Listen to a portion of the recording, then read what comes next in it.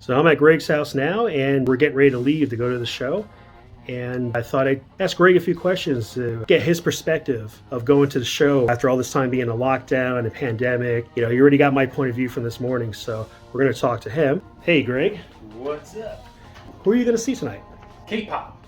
K-pop. Oh, yeah. No, You know I love how exciting K-pop. They are. Oh, God, it's so good and sweet. Oh, my God. Yeah. I tell you, Korea really puts out the best freaking artists, don't they? No, in all seriousness, we're going to see two amazing rock legends playing and touring together live. Ace Frehley from Kiss and Alice Cooper. Yes. What can you tell me about the Hartford Healthcare Amphitheater? Well, it's a new venue.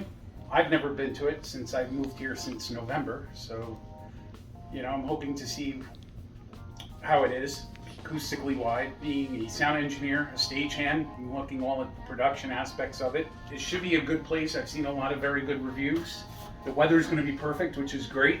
What can I say about Ace Frehley and Alice Cooper? The guys are legends. They truly are legends. You're right. Absolutely right. Me and my best friend Joey, we're going to have a blast seeing these two great acts playing live. So then you're pretty excited about going to the show then? Am I excited? I mean, since we've been locked down for so long, this is my second show since the lockdown. I've been very skeptical about going back to seeing concerts and stuff. I mean, I'm glad we're doing it, but I'm also cautious and, you know, hope that everybody's taking their precautions, all sides. Yeah, hopefully we're going to try to get back to normalcy, hopefully. Excellent, excellent. And you said this is your second show. What was your first show? Since Guns the N' blog? Roses.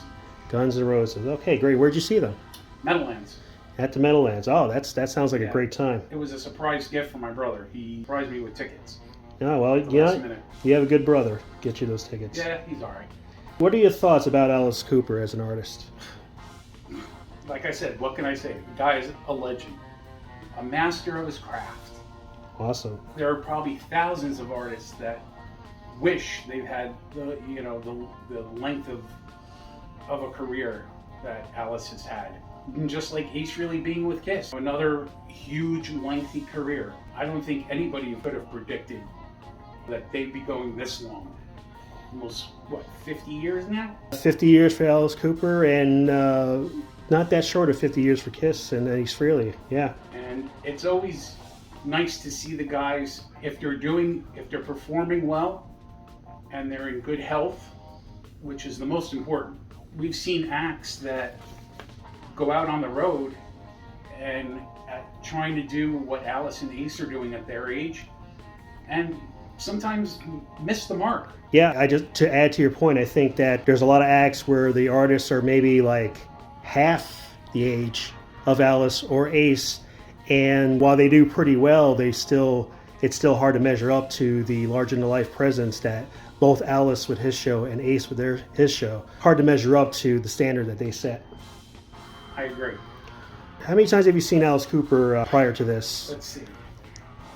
Well, you and I both saw them in Middletown eons ago in 1991. Yep, that was Operation Rock and Roll. Yep.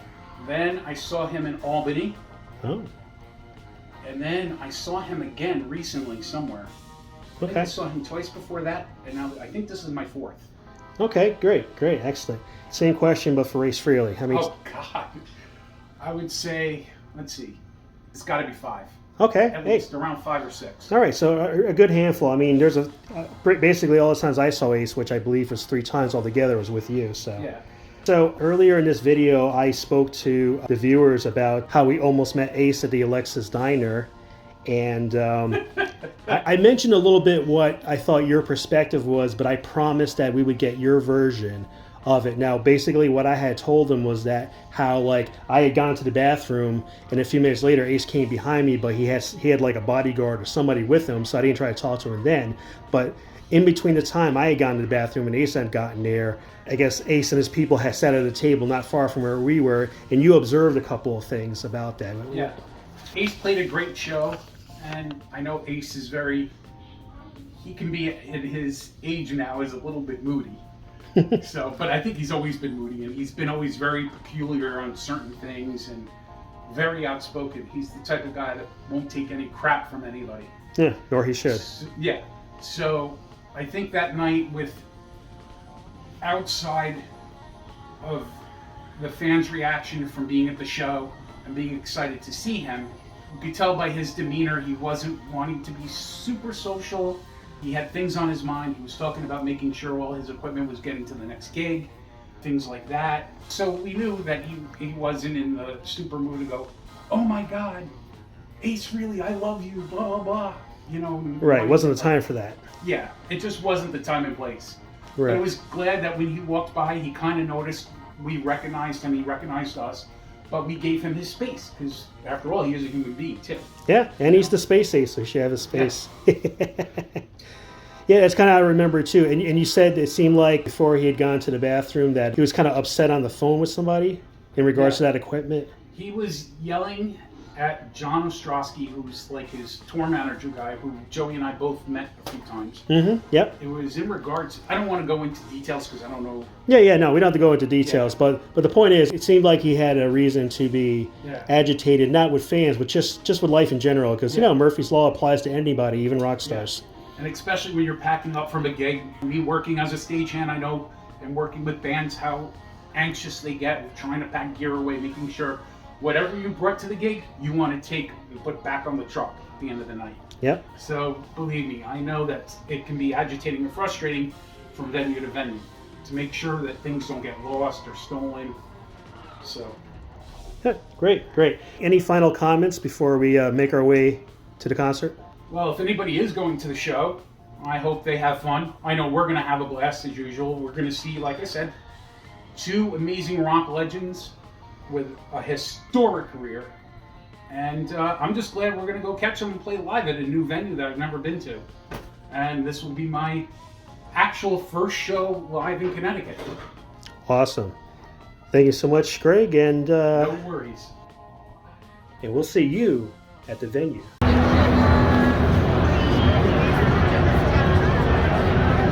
I like that sweater.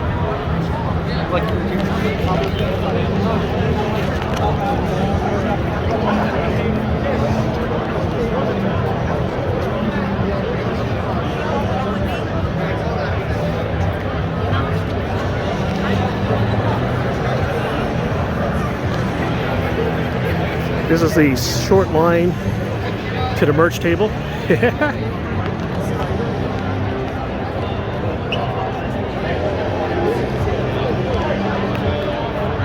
Well, I'm glad the line's really short. Yeah.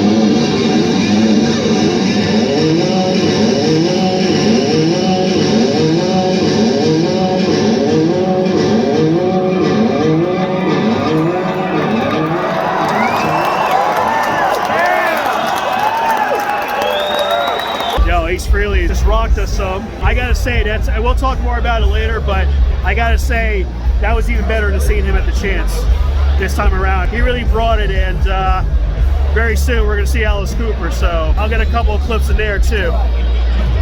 Well, I'll tell you this much. One crazy thing, I'm surprised. The guy started early. Oh yeah, really important to point out, and we'll touch again on it later, but yo, the man's known for being anywhere from starting half an hour to an hour late. He started about 8 minutes early.